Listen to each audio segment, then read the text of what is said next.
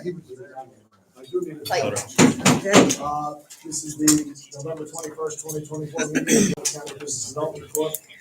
And the first order of business, I've asked if we could appoint a temporary or acting chair in the absence of our chair. Do we have any nominations for an acting chair for the meeting? I nominate you. I nominate for a second. Second. All in favor, say aye. Aye. Okay, thank you. 2 weeks in a row, 2 months in a row. Might have to grow a goatee here. Fitting up here. All right, we're gonna do a roll call. Jeff Stone, I know is excused. Alan Alexander is present. Diana Ostroff, present. I'm here. Alan Michaels, Marcus Pryor is present. Andy Scaring, I saw her come in, is present. Susan Petto. Yes. Caitlin O'Brien and Lucas Rogers. It's on camera. Is under, Lucas. Okay, we have a quorum, 6 and 7 members present. Our first motion, or our first business for the meeting is to approve the minutes of the October 17th, 2024 meeting. They've been made available to you. Everybody here, does anybody have any additions, corrections, deletions?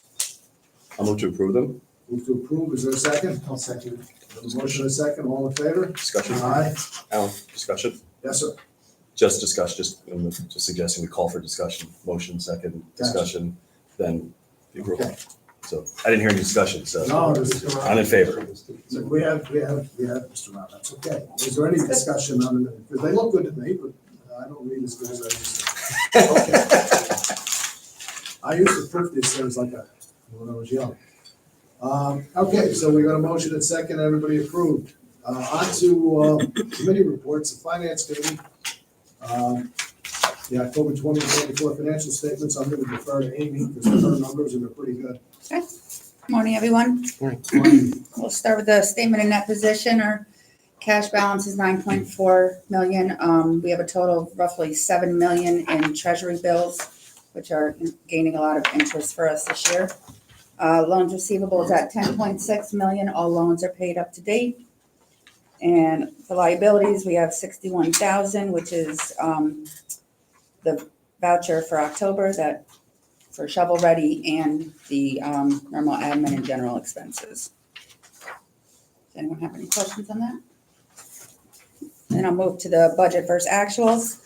Year-to-date operating revenues are 572,000 compared to a budgeted amount of 523,000. Total operating expenses are 352,000 compared to budgeted 500,000. That's mainly due to us not having as many expenses for shovel ready site, which I'm assuming will increase as the year ends. So year-to-date October, our change in that position is 219,000 versus budgeted amount of 23,000. Anybody have any questions on the financial report?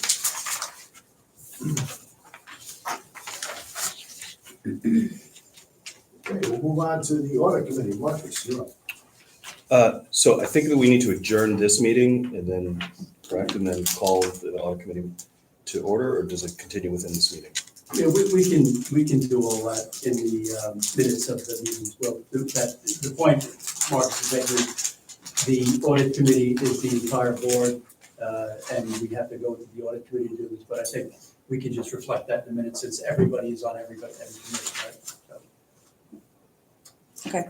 So with us today, we have Kevin Testo, partner with Bonadio. He's just going to give a quick update on the 2024 audit and answer any questions the board may have. Yes, good morning. Thank you, Amy. So yes, I'm Kevin Testo, partner with Bonadio Group. I'm really here today as we kick off the 2024 audit. This is the required communications that we as auditors need to give to those that are charged with governance. Some of you who may have sat through the Alliance Board meeting yesterday heard the same exact type of communication. So this really just gives the audit committee, or in your case, the full board, an opportunity to ask me any questions. It gives me the opportunity to lay out the risks, what we're going to do, and when we're going to do it. So we've actually started some planning this week. The biggest audit step for ACBDC is really confirming the outstanding loan balances. So we're going to be confirming them as we have always done. Those will be going out to your customers, making sure that those loan balances actually are accurate, the interest rates and the repayment terms appear to be accurate as well. Our role is to really issue an opinion on the financial statements as to whether the financials are free from material misstatement, that they were prepared in accordance with generally accepted accounting principles. There are no new accounting standards that need to be adopted this year. You may recall the standard around credit losses, which was, you may have heard the term CECL. So CECL was adopted last year. It forced management to look at how the allowance for doubtful loan accounts was actually calculated. It added another layer to not just looking at past performance, but looking at the future as well. And that should go into your estimated process. So although many nonprofits didn't have CECL apply really significantly, in your case, because of the loan balance, it actually did have a significant impact. And you made an adjustment last year to increase the allowance. So that standard will still be in play. We'll have to look at and work with management to ensure that that estimate is reasonable for the year ending December 31st, 2024. As I mentioned, our role is to issue an opinion on the financial statements. We will assist in preparing the financial statements. We will also prepare the Form 99.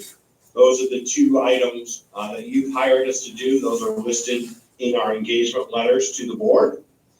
Also included in those engagement letters are the two significant risks that we as auditors always apply to our procedures.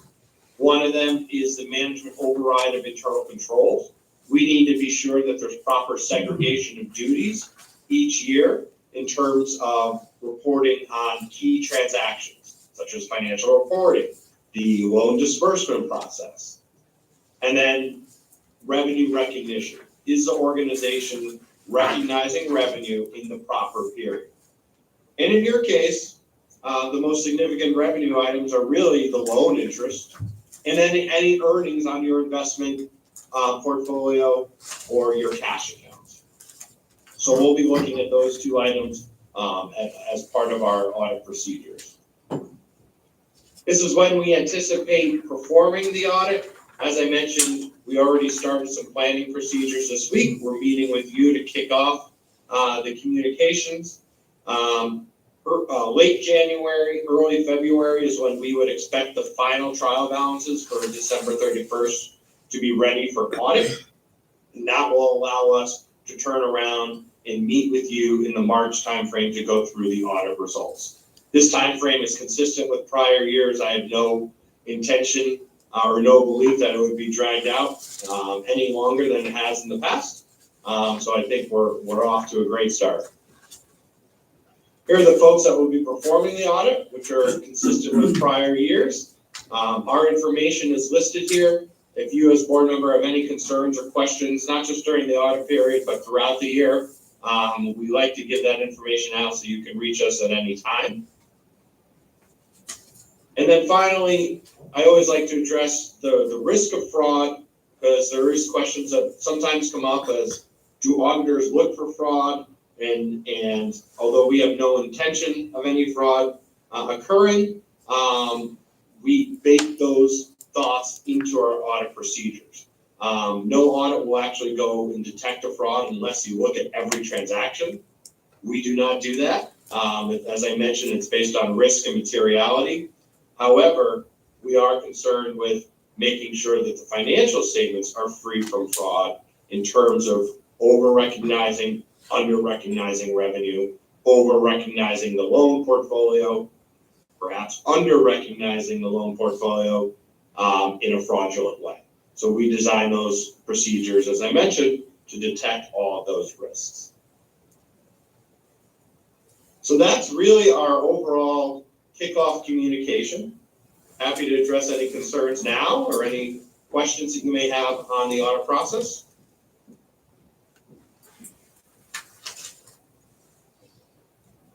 Okay. We're good. Thanks, Kevin. So, as we all know, this is an independent audit. Kevin, as he mentioned, will work with staff to come to his findings. He'll present a draft audit to us, to me, to Amy, will be reviewed, audit committee, and then brought to the board for approval. So today, we're looking for approval of the engagement of Kevin and his team on Dio. Does this, coming out of committee, does this require a motion?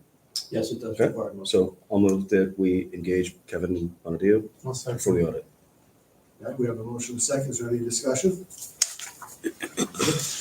Hearing none, all in favor say aye. Aye. Anybody opposed? Great. Thanks, Al. Thank you, Kevin. Thank You you. too. Thanks, Kevin. Happy Thanksgiving. You're as well. You're 2 for 2, Kevin. All right, we'll see you in March. Okay. Bye-bye.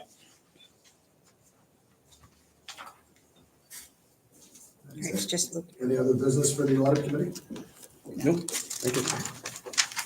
CFO report. I have no update. Okay.